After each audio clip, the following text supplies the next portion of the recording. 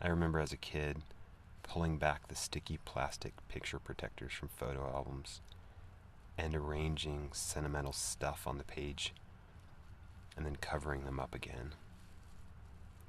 I stopped doing all that sometime around junior high, I think, or maybe high school.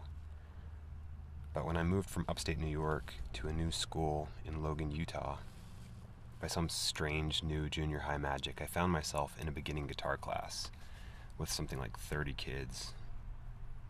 The teacher handed out tiny acoustic guitars on the first day of class, and he told us to rub a butter knife against our virgin fingers while we watched TV that night all week. He said, "You'll develop calluses more quickly that way."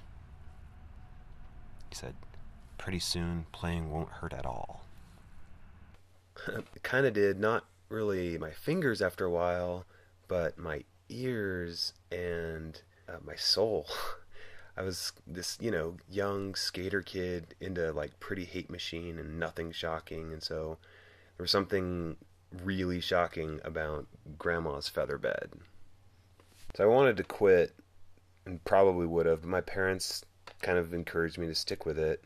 When we moved to Salt Lake a year and a half later, my mom bought me an electric guitar, and she paid for lessons with this hair metal rocker named Darren.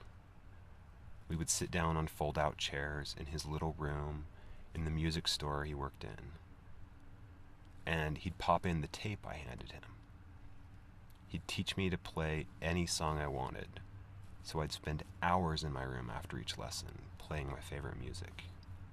And then years later, when a friend of mine turned me on to digital sound recording, I started to get really into recording myself playing guitar and singing, and then that led to recording other things, which led to making all kinds of crazy sound collages. Search underway. When I was 21, I kind of weaseled my way into this hangout date with this gorgeous friend of mine. And after a few months of dating her, this girl told me that she didn't want to see me for like a week so that she could decide if she should break up with me.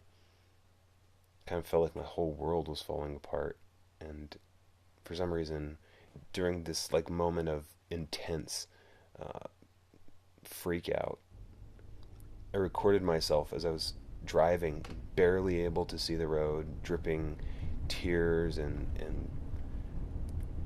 with my nose running all over the place, onto this mini tape recorder that I had.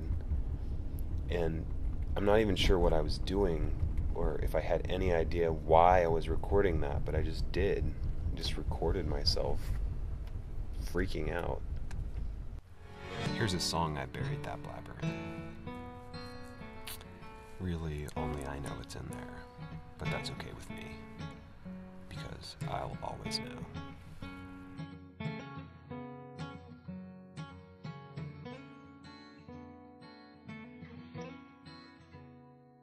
After we got married, there was this one time where we were sitting on these old couches that we had in this living room of this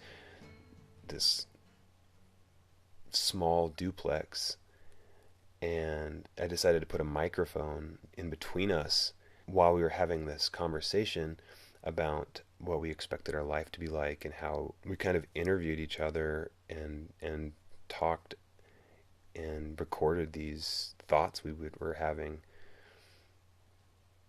We also had this ultrasound recording that our doctor had given us, so I actually copied and pasted that into this sound editing program that I was using, and I used it with that interview conversation that we had in our living room and made it into this song. High tech, baby. I'm the ultimate baby making machine. Maybe I should just call him Mr. Ice Cream Boy. He makes me eat ice cream. Sometimes I cry when I hear babies cry. Because I want him. I want him to come out so I can hear him cry. Yeah. What's the first thing you think you'll do when you meet the baby the first time? I'll cry. I really liked the idea of having these embellished sound sets to go back to later, to listen to remember.